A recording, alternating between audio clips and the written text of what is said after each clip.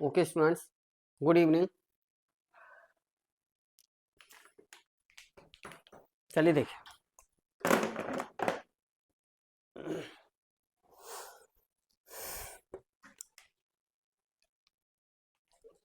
कल जो काम आपको कराया गया था इसमें आप लोगों ने सबने उसको तैयार किया होगा। कहीं कोई डाउट, कहीं कोई परेशानी? जिन जिन स्टूडेंट्स ने सभी ने कल का वर्क कंप्लीट किया होगा, कहीं कोई डाउट, कोई दिक्कत, कोई problem? Right the comment yes और नो।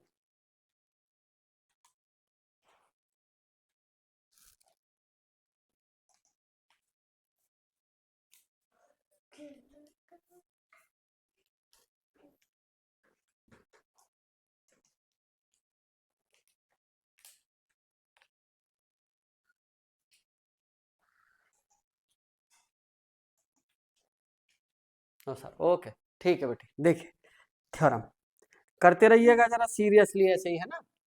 आज का काम बहुत ज्यादा इंपॉर्टेंट है, बहुत ज्यादा इंपॉर्टेंट है। चाहे वो आप सीयूटी का एग्जाम दें, ग्रेजुएशन वाले बच्चों के लिए भी बहुत इंपॉर्टेंट है काउंटेबिलिटी। ये जेम के भी सिलेबस में है और हर कॉम्पिटिटिव एग्जाम में काउंटेबिलिटी आती है। और countability play important role in further study for group theory, linear algebra और इन सब के लिए, अगर जेआरएफ लेवल के सिलेबस पे आप जाते हो तो। खैर देखिए, थ्योरम है एक, कल भी मैंने थ्योरम कराई थी और एक थ्योरम आज प्रूफ करने जा रहा हूं, जरा समझिएगा। थ्योरम मैंने आपको फाइनाइट सेट के बारे में बताया था। फाइनाइट सेट को कैसे डिफाइन करते हैं, है ना। डेफिनेशन बताइए फाइनाइट सेट की और इनफाइनाइट सेट की। ओके, इधर सुने। उसी के बिहाफ पर थ्योरम्स प्रूफ की जा रही है। यानी कोई स्टूडेंट्स देखिए जरा, कल हमने आपसे ये डिस्कस किया था कि कोई आपसे ये कहे कि फाइनाइट सेट बताइए, किसी सेट में 5 एलिमेंट हैं, तो आप काउंट करके कह देते थे ये फाइनाइट है। नो, नॉट, ये तरीका नहीं है। अगर काउंट करके आप कह रहे हो तो फिर नल सेट 5 भी तो फाइनाइट होता है। नल सेट में तो कोई एलिमेंट ही नहीं है, फिर आपने कैसे काउंट करके 5 को फाइनाइट कह दिया भाई, है ना। तो with the help of definition of finite set, उसी की हेल्प से ये सब जो थ्योरम कल चली थी, जो आज चल रही हैं, वो किसके बिहाफ पर हैं? फाइनाइट सेट की डेफिनेशन पर। जरा देखिए, मैं फिर वही काम कर रहा हूं आज। मैंने कहा कि if A and B, A and B are finite sets. कैसे सेट्स हैं? Finite sets. Then show that, ये प्रूफ करिए, then show that A union B is finite set, is finite set. अब आप ये तो जानते हो कि दो सेट अगर फाइनाइट सेट है तो उनका यूनियन भी फाइनाइट होगा, जानते हो। लेकिन अगर कोई कहे कि प्रूफ करके दिखाओ, कैसे? तो देखिए प्रूफ, सुनिए जरा। प्रूफ, हाँ जी, मैंने ये कहा नंबर 1 केस फर्स्ट, या first number 1, let A equal to 5 और बी भी 5 है। यानी A equal to 5 comma B equal to 5, दोनों ही नल सेट है। देन तब A union B equal to 5, और 5 को कल क्या कहा है हमने? Finite set. तो ये कैसा हो गया? क्योंकि 5 इज फाइनाइट सेट है, 5 इज फाइनाइट सेट, तो इसलिए A union B is finite set. किस केस में? जब दोनों ही कैसे ए और बी 5 है, राइट। 5 कैसा सेट होता है आपका? Finite set. ओके, अब है आपका सेकंड।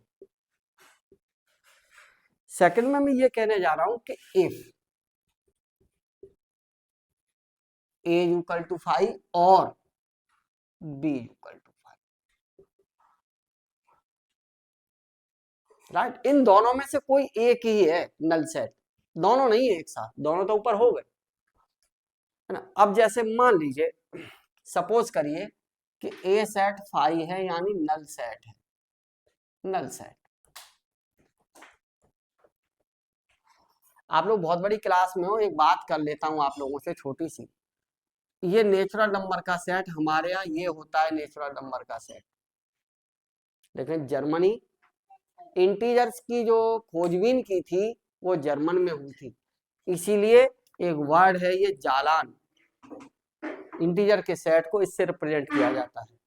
तो नेचुरल नंबर जर्मन लोग इंटीजर का सेट ये मानते हैं, ये यूनिफाइड नहीं है नेचुरल नंबर का सेट, ये यूनिफाइड नहीं है।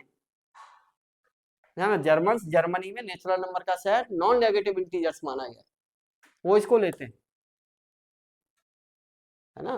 तो अब जरा देखिए, तो इसका मतलब क्या है, ये जो काउंटेबिलिटी आप पढ़ रहे हैं ना, केवल और केवल किसके बिहाफ पर पढ़ रहे हैं, दिस नेचुरल नंबर का सेट, ठीक है ना। तो जर्मन्स के लिए कुछ अलग है, फिर वो जीरो को भी काउंट करके चलते हैं, उसमें नॉन नेगेटिव इंटीजर्स लेते हैं।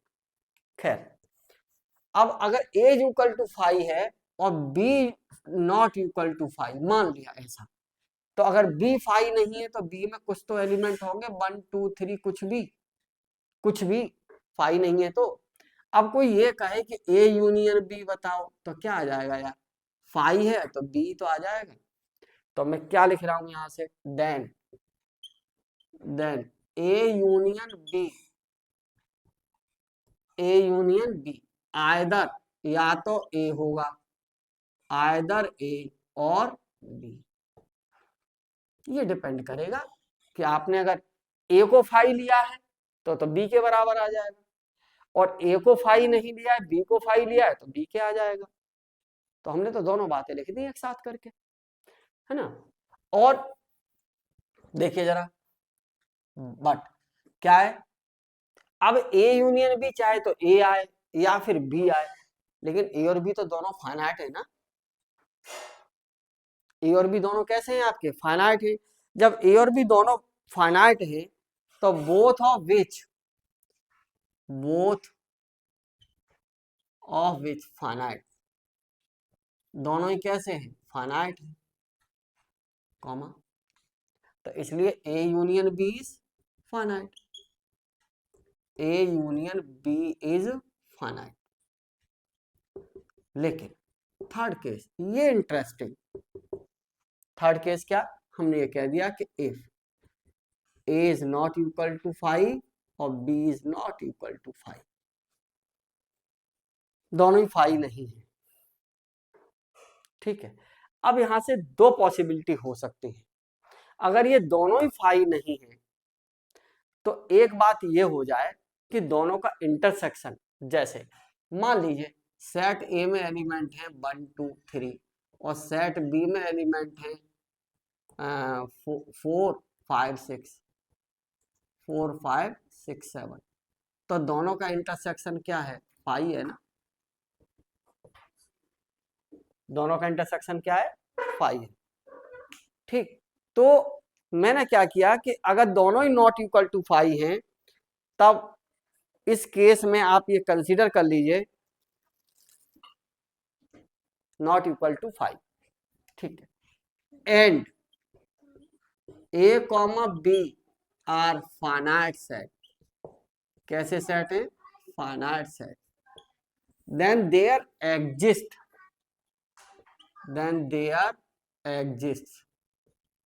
Natural number by the definition of finite set, then there exist natural numbers, क्या natural numbers, n and m, such that किस टाइप से, a is equivalent to nn और b is equivalent to nm। ध्यान आ गया होगा बेटा, कल ये बात की है आपसे, पुराना तैयार रखिए रियल में, तभी समझ आएगा, वरना नहीं आएगा, दिक्कत होगी। जो क्लास हो, जैसे आज हम पढ़ा रहे हैं तो इससे पिछली क्लास का तैयार रखिए, है ना, इक्विवेलेंट होगा। अब मैं ये अप्लाई करता हूं कि if A intersection B equal to 5 है, यानी दोनों में कुछ भी कॉमन नहीं है, राइट। अब ये किसके इक्विवेलेंट है, एन एन और एन एम। तो इसका मतलब क्या है कि ए जो फाइनाइट सेट है उसमें कितने एलिमेंट है, एन, और बी फाइनाइट सेट है उसमें कितने एलिमेंट है, एम। तो इसका मतलब क्या है, अगर ए इंटरसेक्शन बी 5 है, ऐसे समझ लीजिएगा, अगर इसमें एलिमेंट है 1 2 3, बी में एलिमेंट है 4 5 6 7, और मैं दोनों का यूनियन ले लूं तो कितने एलिमेंट आएंगे, दोनों के यूनियन में एलिमेंट आएंगे A union B equal to 1 2 3 4 5 6 7, ये एलिमेंट आएंगे, है ना। अब दोनों का इंटरसेक्शन क्या है, ये विच इम्प्लाई, क्या इम्प्लाई करेगा, ये A intersection B equal to 5।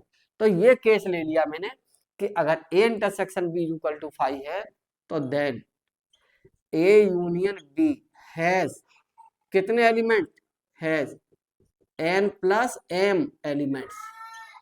यहां से डेफिनेशन से पता चल गया होगा कि ए इक्विवेलेंट एन एन के है तो सेट ए में कितने एलिमेंट है, एन है, यानी सेट ए की कार्डिनलिटी स्मॉल एन है और सेट बी की कार्डिनलिटी स्मॉल एम है। कार्डिनलिटी का मतलब सेट ए में एन एलिमेंट है, सेट बी में एम एलिमेंट है। और जब जैसे यहाँ सेट ए में 3 एलिमेंट है तो इसका मतलब क्या है कि ए इक्विवेलेंट किसके, ए इक्विवेलेंट एन 3, और इसमें कितने एलिमेंट है, 4, तो बी इक्विवेलेंट एन 4, राइट। तो कितना आ जाएगा, then A union B has N plus m elements. कितने एलिमेंट्स हैं इसमें, एन प्लस एम। एंड साथ के साथ A union B equivalent to n plus M,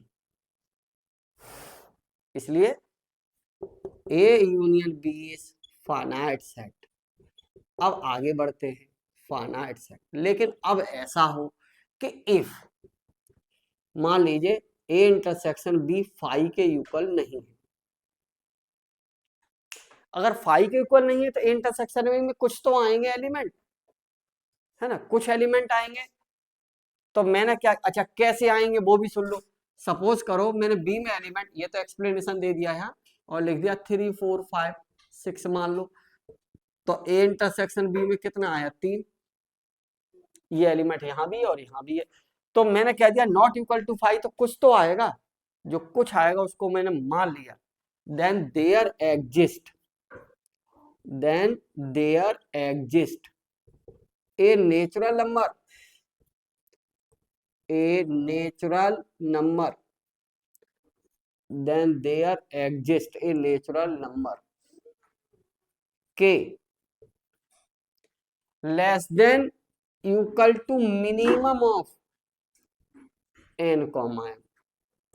या तो देखो जरा,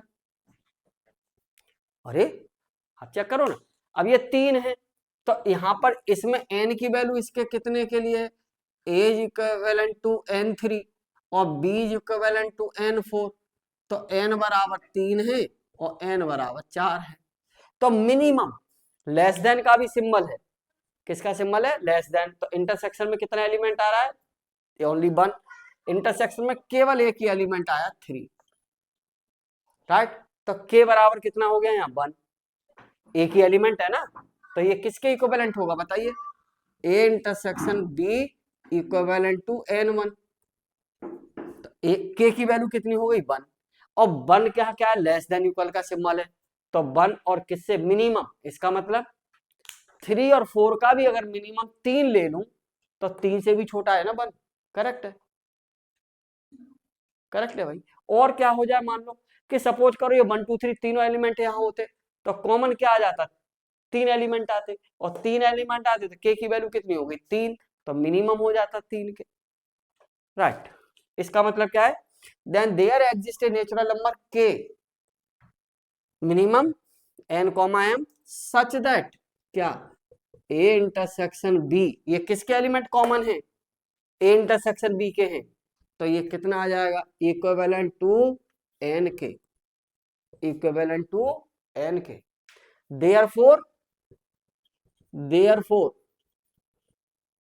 a यूनियन b हैज कितने element, has n plus m minus k elements, सब नेचुरल नंबर है, n भी नेचुरल नंबर है, m भी नेचुरल नंबर है, k भी नेचुरल नंबर है, तो किसके इक्विवेलेंट आएगा ये?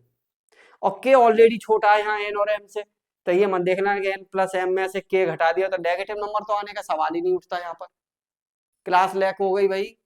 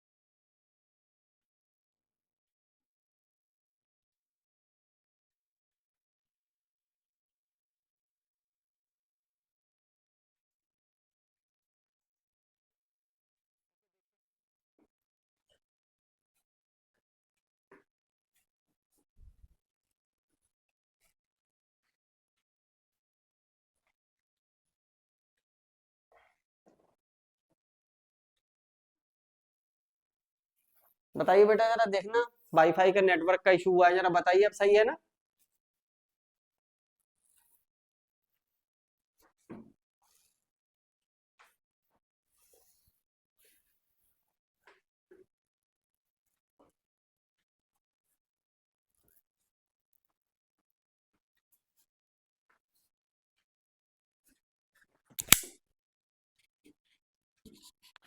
हाँ, आवाज आ रही होगी बेटा, देखो बिल्कुल आ रही होगी अब।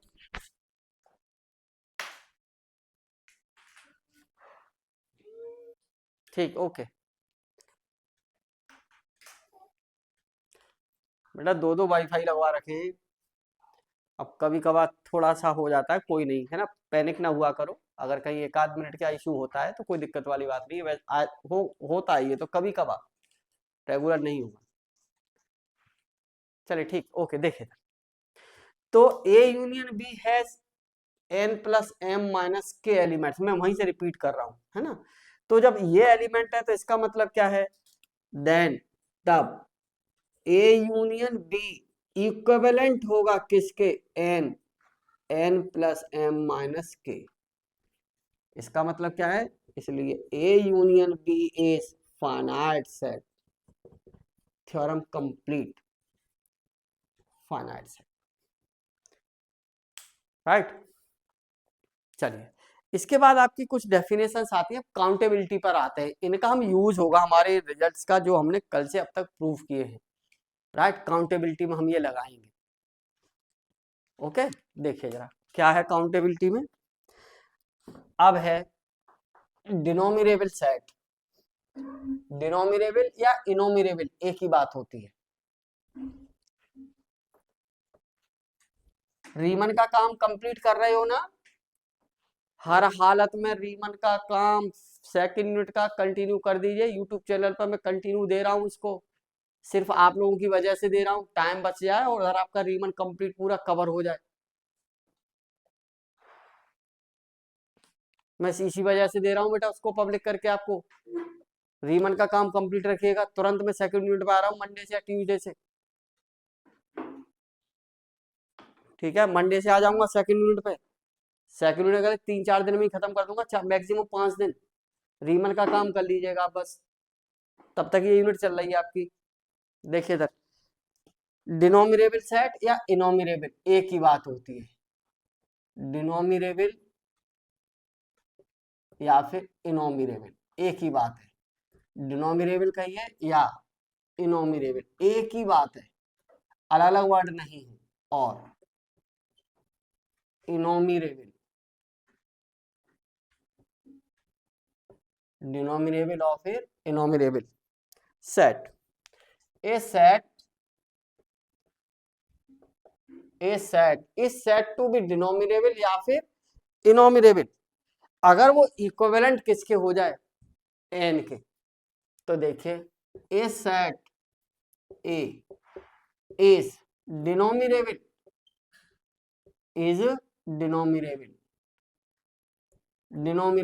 if a is equivalent equivalent बताया था क्या था, इक्विवेलेंट टू एन। एन क्या है, set of, equivalent to N set of all natural numbers, set of all natural numbers. सभी नेचुरल नंबर्स के सेट के लिए क्या हो जाए वो इक्विवेलेंट। मींस यानी कोई सेट है ए, मैं उसको क्या कहना चाहता हूं, इक्विवेलेंट। तो क्या मिलना चाहिए, एन से ए में एक मैपिंग मिलनी चाहिए जो क्या हो, 1 1 और ऑन टू, राइट। क्या हो, 1 1 और ऑन टू। ठीक है, देखिए जैसे अब मान लीजिए, अभी दिखाऊंगा मैं, दैट इज इसका क्या मतलब है, मैं शॉर्ट में लिख दूं।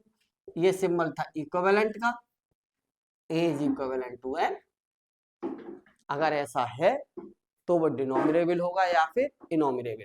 अब जैसे मैं कहूं फॉर एग्जाम्पल, फॉर एग्जाम्पल के तौर पर आपने ये कहा, देखिए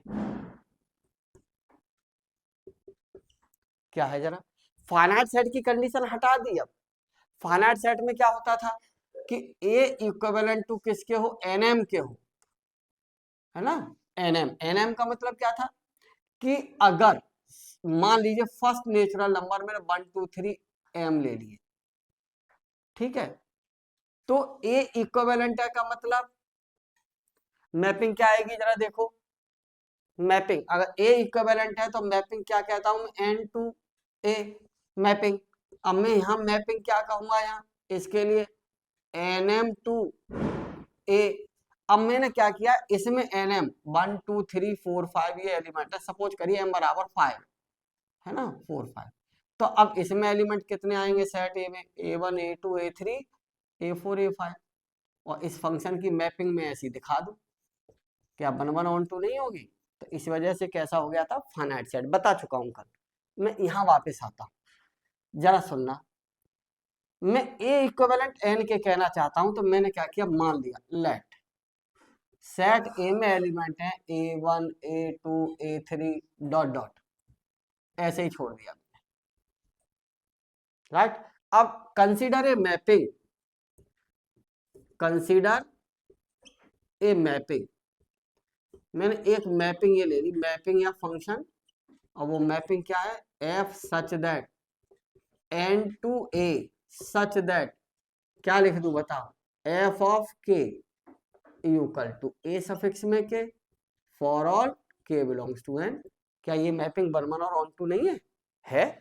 के की जगह वन रखेंगे तो वन की इमेज A1 हो गया। डिस्टिंक्ट एलिमेंट की डिस्टिंक्ट इमेज 1 1 और 2 आपको बता चुके हैं, हमने कहा था वीडियो सबको यूट्यूब चैनल पे है 1 to 6 देख लीजिए, 1 1 और 2 सब कुछ बता दिया गया है। तो ये कैसा है, इसलिए एफ इज क्योंकि एफ इज 1 1 एंड ऑन 2, अगर ये 1 1 और ऑन 2 है तो implies that then A is equivalent to N. अगर ए इक्विवेलेंट किसके हो गया, एन के, तो इसलिए सेट ए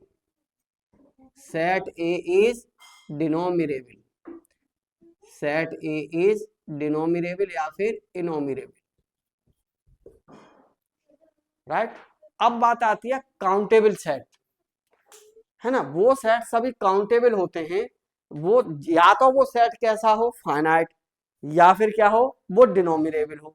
और डिनोमिनेबल कैसा सेट होता है, हमेशा इनफाइनाइट। देख लो जरा इधर, अगर डिनोमिनेबल कहीं कह दिया तो डिनोमिनेबल का मतलब है वो finite countable, finitely countable, infinitely countable sorry, क्योंकि ए इक्विवेलेंट किसके है, एन के, सेट ए में कितने एलिमेंट हैं यहाँ, इनफाइनाइट। अच्छा एक और बात, अगर कोई सेट डिनोमिनेबल है तो एक बात हमेशा याद रखिए, हम एलिमेंट्स की लिस्टिंग करते हैं, लिस्टिंग का मतलब हम अपनी तरीके से चूज करते हैं और ऐसी सीक्वेंस चूज करते हैं जिसमें हम मैपिंग एग्जिस्ट करा सकें जो 1 1 और ऑन 2 हो, है ना। तो जाहिर सी बात है, जब भी आपसे ये कहे ना काउंटेबल या कहे कि डिनोमिनेबल या इनोमिनेबल, ये तीनों वर्ड कहीं यूज करता है किसी भी इनफाइनाइट सेट के लिए, तो तुरंत समझ लीजिए बी पिक्ड अप, एलिमेंट्स को उठाइए, या लिस्टेड अप लीजिए एलिमेंट्स उस सेट के, और इस टाइप से लिस्टेड अप करिए कि आप एक मैपिंग को बना सके। मैं दिखाऊंगा, मैपिंग बनाऊंगा, सिखाऊंगा कैसे बनेगी, है ना। तो जब भी काउंटेबिलिटी की बात हो जाए, इनोमिनेबल और डिनोमिनेबल हो जाए, तो एक कंसेप्ट ये दिमाग में रखिए, पिक्ड अप या listed up the elements from the set as a mapping will exist from N to A which is 1 1 and on 2। इस ऑर्डर में आपको रखना है और वो सीक्वेंस रहनी चाहिए, ठीक। सीक्वेंस कोई एक ऐसी सीक्वेंस ऐसे गड़बड़ ना हो जाए, सीक्वेंस सब जानते होंगे, सीक्वेंस क्या है, क्रम बाई क्रम, जैसे A1 कोई सीक्वेंस है AN, तो A1 के बाद A2, A के बाद A3, तो ऐसा ना हो कि पहले A1 आ गया फिर A2 आ गया, है ना, और फिर A4 और A4 के बाद A3, नहीं, राइट। तो एक सीक्वेंस में अरेंज करना है, पिक्ड अप, मैं इसका फॉलो करूंगा, दिखाऊंगा आपको, डोंट वरी। काउंटेबल सेट, किसकी बात आ रही है, काउंटेबल सेट। डिनोमिनेबल क्लियर, डिनोमिनेबल जो होता है वही इनोमिनेबल होता है। अब है आपका काउंटेबल सेट, काउंटेबल सेट बहुत इंपॉर्टेंट है, काउंटेबल। आप कोई बात नहीं, पढ़ लीजिए, मैं जिस दिन इसको एंड करूंगा ना काउंटेबल को, कल तो नहीं होगा, परसों हो जाएगा, जैसे ही मैंने काउंटेबल खत्म किया, मैं इसमें कुछ एक बहुत इंटरेस्टिंग बात करूंगा, है ना, एक डायग्राम बनाऊंगा, स्ट्रैटिग्राफिक प्रोजेक्शन, देखना कैसे काउंटेबिलिटी दिखती है। खैर उस लेवल की आपको जरूरत नहीं है, कोई बात नहीं। काउंटेबल सेट लिखिए जरा, a set A is countable set, a set A is countable set, कोई एक सेट ए काउंटेबल होगा इफ इट इज फाइनाइट, कैसा हो, इफ इट इज फाइनाइट और डिनोमिनेबल, या तो वो फाइनाइट हो जाए या फिर कैसा हो जाए, डिनोमिनेबल। इसका मतलब क्या है, फाइनाइट सेट ऑलवेज काउंटेबल, और इनफाइनाइट में हमें देखना है, इनफाइनाइट काउंटेबल हो जाएगा अगर कोई सेट ए इनफाइनाइट है और वो ए इक्विवेलेंट एन के हो जाए, तो डिनोमिनेबल हो जाएगा, और जैसे ही डिनोमिनेबल होगा वो काउंटेबल हो जाएगा,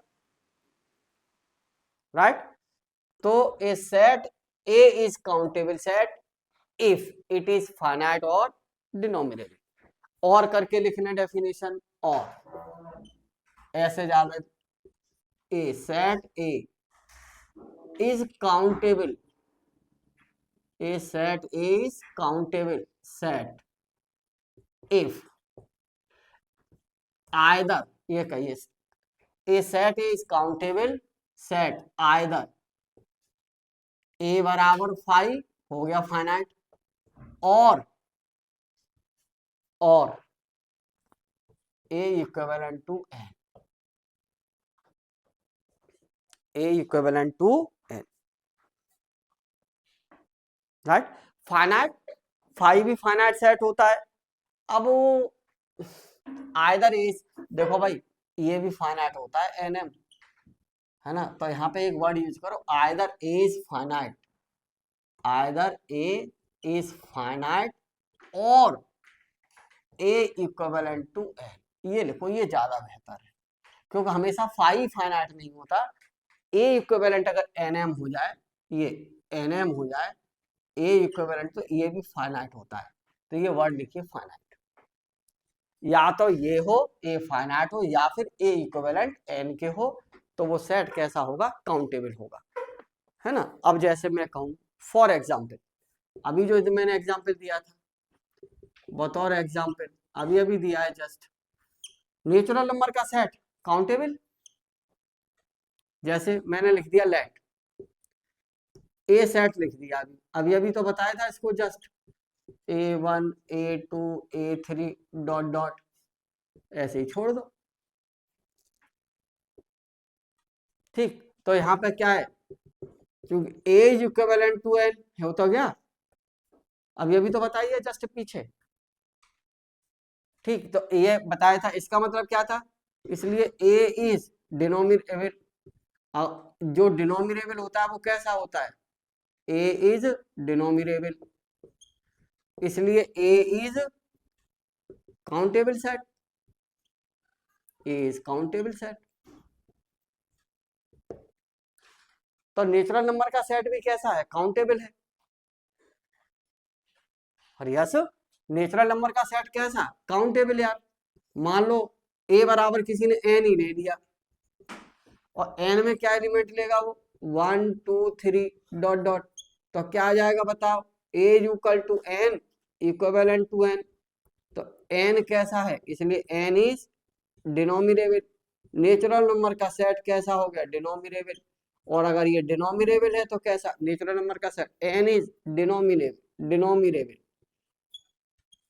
इज डिनोमिनेबल, तो इसलिए is N is countable, N आपका काउंटेबल है, काउंटेबल है। और every finite set is countable, definition में ही आ चुका है। काउंटेबल सेट में या तो सेट फाइनाइट हो जाए, सेट फाइनाइट हो गया तो ऑटोमेटिक काउंटेबल, और सेट फाइनाइट नहीं है तो फिर क्या होना चाहिए, वो सेट ए इक्विवेलेंट हो किसके, नेचुरल नंबर के सेट के, set of all natural number के क्या हो जाए, वो इक्विवेलेंट, तो वो डिनोमिनेबल हो जाएगा, और जो डिनोमिनेबल हो गया वो काउंटेबल हो गया। ओके, ठीक।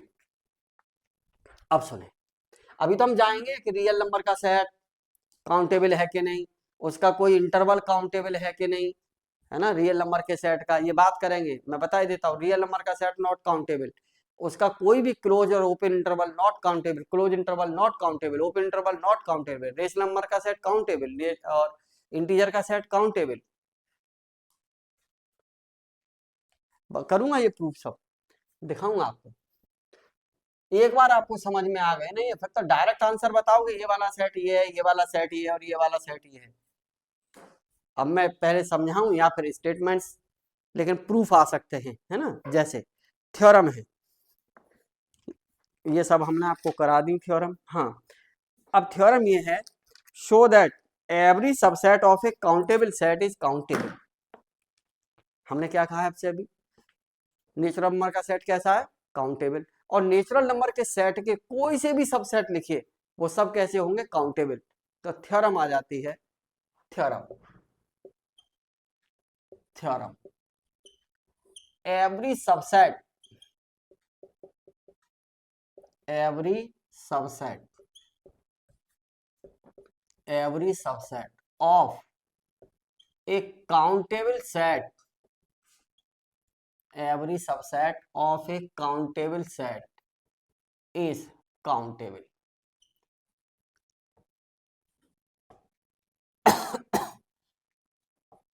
is countable. आपको यह प्रूफ करना है कि काउंटेबल सेट का हर सबसेट कैसा होगा, काउंटेबल। तो पर्पस क्या है आपको, वही डिनोमिनेबल ढूंढना। क्या ढूंढना है आपको, डिनोमिनेबल। अब क्या है, आपसे आपसे क्या कहा है कि ये कह रहा है कि every subset of a countable set. तो पहले प्रूफ हमने मान लिया, let A is countable set, A is countable set. अगर ए काउंटेबल सेट है, अब ए का कोई सबसेट बनाएंगे हम और उसको ये दिखा देंगे कि वो भी काउंटेबल है, थोड़ा कंप्लीट। तो let A is countable set. तो अगर ए काउंटेबल सेट है, इसका मतलब वो क्या रहा होगा, या तो फाइनाइट रहा होगा या फिर डिनोमिनेबल रहा होगा। तो इंप्लाई दैट आइदर, क्या imply that either A is finite, A is finite और ए इज डिनोमिनेबल। अब दो केस जनरेट हो गए, ए इज डिनोमिनेबल, दो केस जनरेट यहां से। कौन से दो जनरेट, इसको ऐसे भी लिख सकते, imply that either A is finite, और डिनोमिनेबल में क्या कहा था हमने, और ए इक्विवेलेंट किसके हो जाए, एन के हो जाए। डिनोमिनेबल में यही तो लिखाया था अभी, ए इक्विवेलेंट एन। अब दो केस जनरेट हो गए, तो देयर आर टू पॉसिबिलिटीज कि ए फाइनाइट हो या ये हो, डिनोमिनेबल हो। तो हमने ले लिया case first, case first if A is finite set, A is finite set. अगर ए फाइनाइट सेट है तो हर फाइनाइट सेट का सबसेट भी कैसा होता है, फाइनाइट। ठीक है, देखिए एक ऐसा सेट ले लिया आपने फाइनाइट, और हमें किसका दिखाना है, ये हम क्या लेके चल रहे हैं, काउंटेबल, और काउंटेबल के सबसेट को ही तो काउंटेबल दिखाना है। अगर ए फाइनाइट है तो वी नो दैट या imply that every subset of set A is finite set, finite set. So imply that, but every finite set is, but every finite set is, every finite set is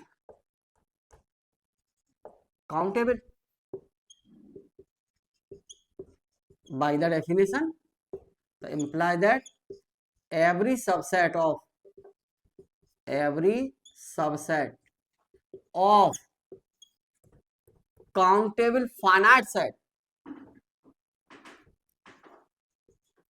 countable finite set A is countable। खत्म। कब, case first में जब a finite हो। अब हम ये कहने जा रहे हैं कि ए फाइनाइट नहीं है। ठीक, मान लिया। लेट केस सेकंड, रफ कर लू बेटा इसको जिससे पूरा तब भी जाएगा। देखो बड़ा इंटरेस्टिंग, बड़ा आसान है, देखना जरा। केस सेकंड, सुनिएगा, मैं इसी में कंप्लीट करता हूं इसको। Case second, let A is denumerable, A आपका डिनोमिनेबल है। अगर ए आपका डिनोमिनेबल है तो दैट इज, इसका मतलब क्या है, ए इक्विवेलेंट टू एन। और अभी अभी मैंने कहा था डिनोमिनेबल है, तो मैंने मान लिया लेट ए इक्वल टू, ये सेट मान लिया A1 A2 A3। अभी नहीं कहा इनफाइनाइट सेट, डॉट डॉट। अब मुझे सबसेट बनाना है, किसका सबसेट बनाना है, ए का। ठीक है, बनाइए। अब ए का सबसेट कैसे बनाएंगे, आप यहां से ले लीजिए, दो केस बनेंगे।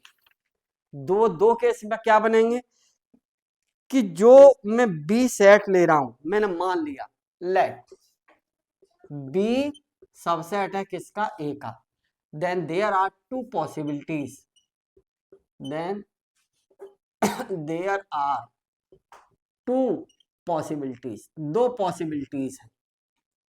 वो दो पॉसिबिलिटीज क्या है कि या तो बी कैसा हो, there are two possibilities, number one B is finite and number two B is infinite. यही तो है। तो मैंने कह दिया number one B is finite set, खत्म। अगर बी फाइनाइट सेट है और हम जानते हैं every finite set is countable, तो बी अगर फाइनाइट सेट है तो imply that B is countable. यही खत्म हो गया सब, बी इज काउंटेबल, कुछ करने की जरूरत नहीं। अब सेकंड में हम क्या कह रहे हैं कि sorry B is infinite set, B कैसा सेट है आपका, इनफाइनाइट सेट। अब मैंने यहां से ले लिया बी इज इनफाइनाइट सेट, बस बी इज इनफाइनाइट सेट। अब हम बी को इनफाइनाइट सेट बनाएं और विद द हेल्प ऑफ ए बनाएं, और ये ध्यान रखें जब ए की हेल्प से बना रहे हैं तो वो बी जो है वो सबसेट रहना चाहिए किसका, ए का। ठीक है, देखिए जरा इधर, ये है B is infinite set, then there exist a least, ये कंसेप्ट समझना बेटा, लैंग्वेज कहां से आती है, लीस्ट पॉजिटिव इंटीजर या लीस्ट पॉजिटिव इंटीजर की जगह लीस्ट नेचुरल नंबर कह दो, देयर एग्जिस्ट ए लीस्ट, बाहर में जाए natural number,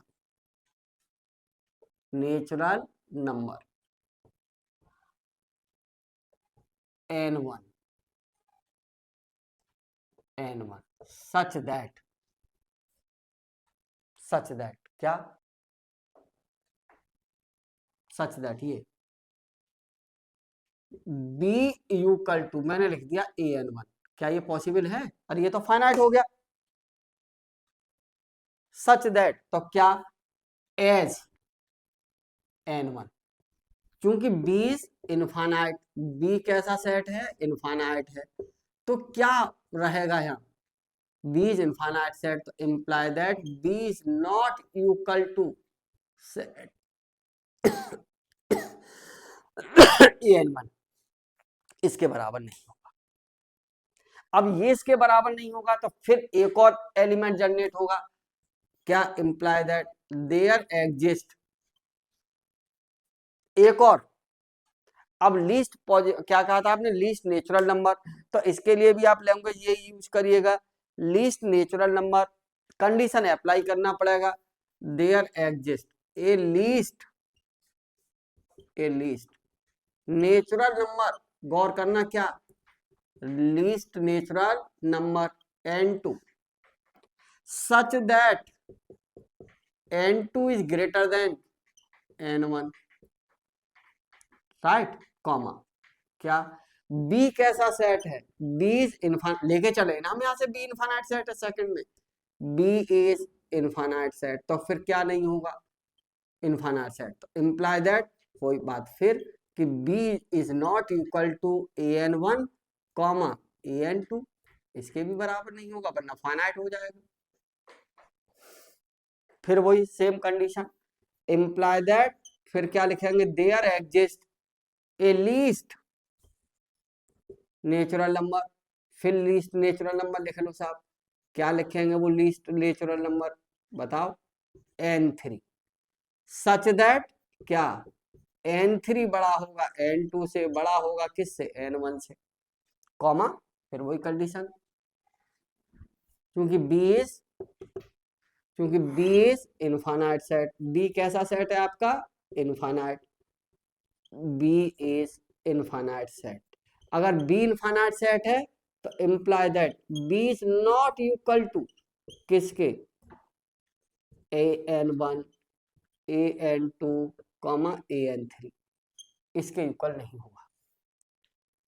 continuing like this, क्या लिख रहे हैं, कंटिन्यूइंग लाइक दिस, इसी तरीके से कंटिन्यू कर दीजिए। तो क्या आ जाएगा बताओ, देयर एग्जिस्ट ए सीक्वेंस, कैसी सीक्वेंस, n3 बड़ा है n2 से, n2 बड़ा है n1 से, तो अब क्या होगा, एक और स्टेप लगा देंगे तो n4 ग्रेटर देन इन सब से, फिर और आगे लगा देंगे तो क्या आ जाएगा बताओ, कहां तक वो एलिमेंट जाएगा। इसमें एलिमेंट क्या है, 1 2 3 डॉट डॉट, तो क्या आ जाएगा, कंटिन्यूइंग दिस प्रोसेस, तो बी गेट क्या, बी बराबर इनफाइनाइट सेट, अब आ गया an1 an2 an3 dot dot, छोड़ दो ऐसे ही, हो गया इनफाइनाइट सेट। अब जैसे ही इनफाइनाइट सेट हो गया तो अब एक बात लॉजिक लगाइएगा आप यहां से, now define a mapping, now consider, now consider a mapping, अभी जो मैंने कहा था उसी कंसेप्ट के according, now consider a mapping F such that n to b क्या, डिफाइंड एस, करो डिफाइन, फंक्शन डिफाइन करने आने चाहिए, बहुत बड़ी क्लास में आप लोग, क्या लिख दूं बताओ, f of k equal to A suffix में, ए के सफिक्स में n और इसके भी सफिक्स में k, for all k belongs to natural number, रख दो। अब जब यहां पर रखोगे तो f1 की इमेज, नेचुरल नंबर के 1 की इमेज क्या आ जाएगी, an1, 2 की इमेज क्या आ जाएगी, an2, तो क्या आ जाएगा बताओ, तो imply that f is 1 1, f is 1 1 and on to, from कहां से कहां पर, फ्रॉम n to b, इसलिए b is equivalent to n, इसलिए b इज डिनोमिनेबल, इसलिए b इज डिनोमिनेबल, चलिए यहां लिखे, इसलिए b इज डिनोमिनेबल, b कैसा है, डिनोमिनेबल है, और अगर b डिनोमिनेबल है, डिनोमिनेबल का सेट कैसा, इसलिए b is countable, b is countable,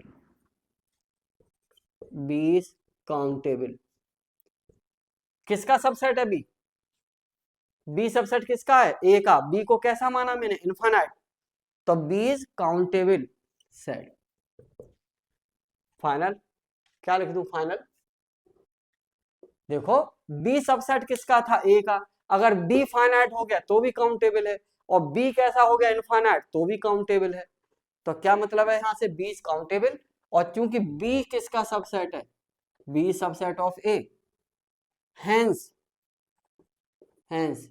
every subset, hence every subset of a countable set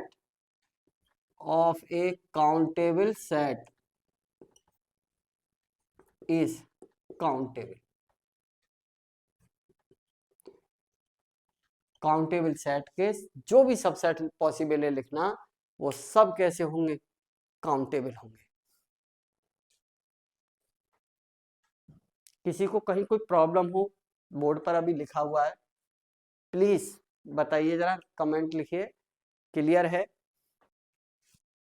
जल्दी से बेटा, और क्लियर है तो ठीक, कहीं कोई दिक्कत हो तो मैं रिपीट कर सकता हूं, अभी लिखा हुआ है।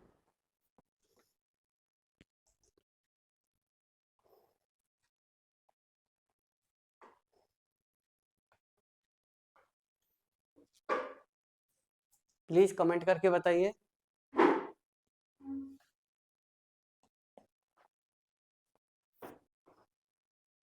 कमेंट करके बताइए क्या क्लियर है, बताओ यार फटाफट।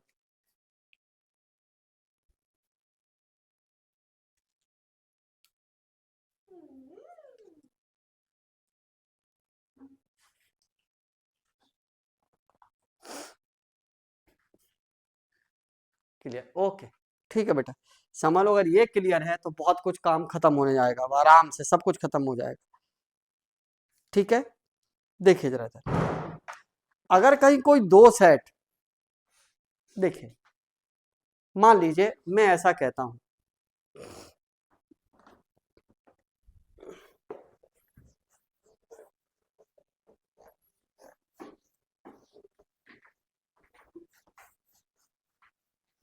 कल इसमें बहुत तेजी से काम चलेगा अब, ठीक है।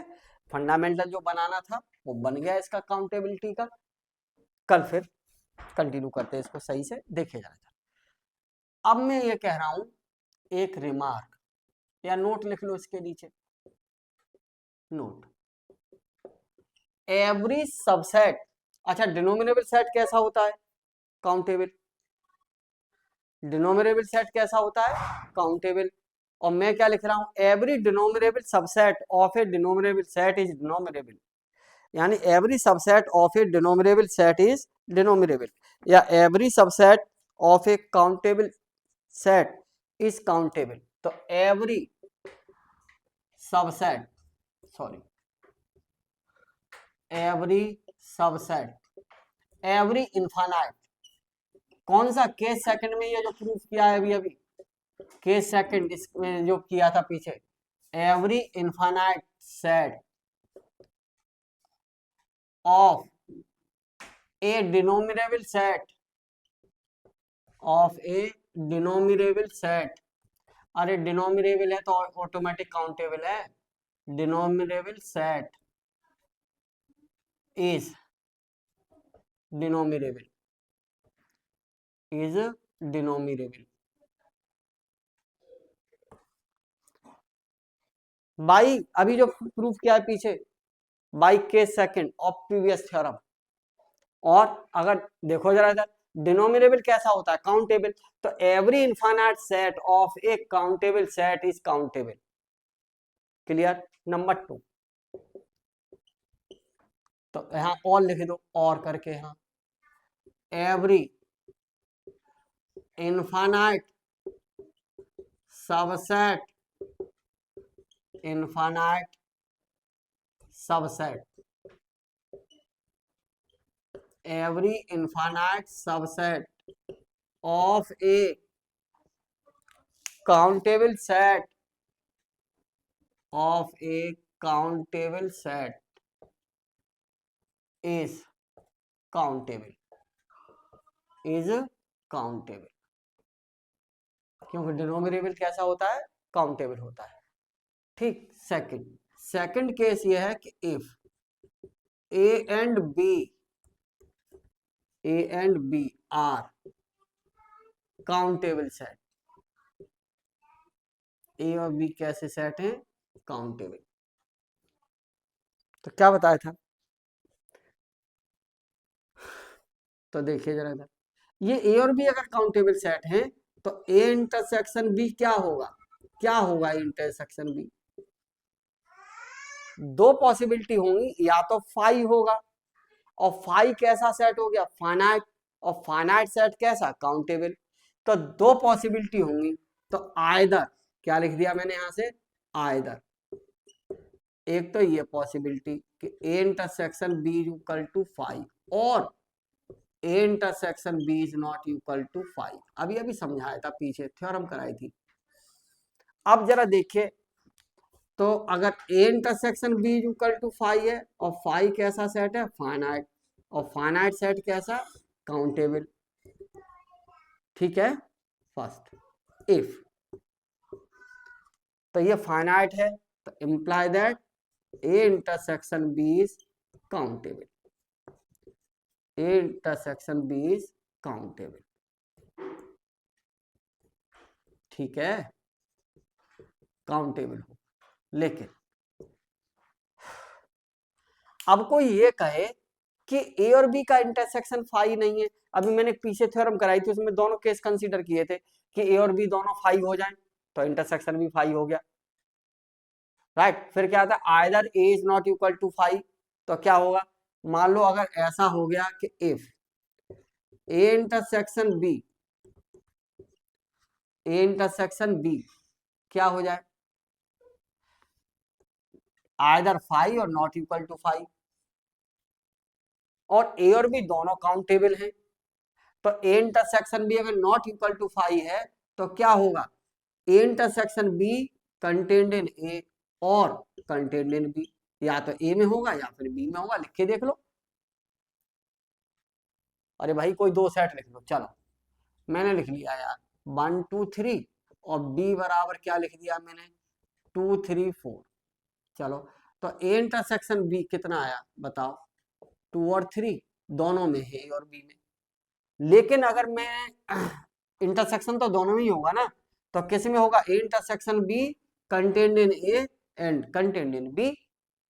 और ये अभी क्या कहा है, एवरी सबसेट, काउंटेबल सेट का सबसेट हमेशा कैसा होगा, और काउंटेबल सेट कैसा होता है, हमेशा इनफाइनाइट होता है। ये ध्यान रखना कि अगर कोई सेट ए काउंटेबल है तो जरा देखो ना, ए इक्विवेलेंट किसके होता था, एन के, डिनोमिनेबल के लिए, और डिनोमिनेबल है तभी तो काउंटेबल है।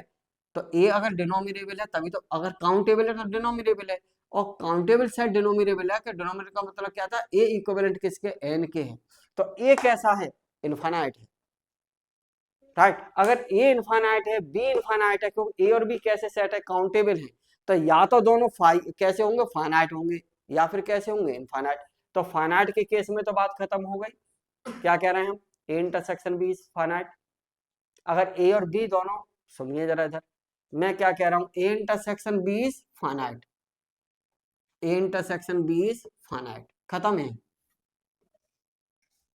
अरे फाई है, फाइनाइट बराबर फाई, फाइनाइट, काउंटेबल। अब मान लीजिए इंटरसेक्शन क्या है, नॉट इक्वल टू 5 है, तो क्या होगा, देखो A is not equal to 5, B is not equal to 5, इसका इंटरसेक्शन ये 2 3 नॉट इक्वल टू 5। तो या तो ये इंटरसेक्शन किस में होगा, ए और बी दोनों में होगा ना, यूनियन में और आता है,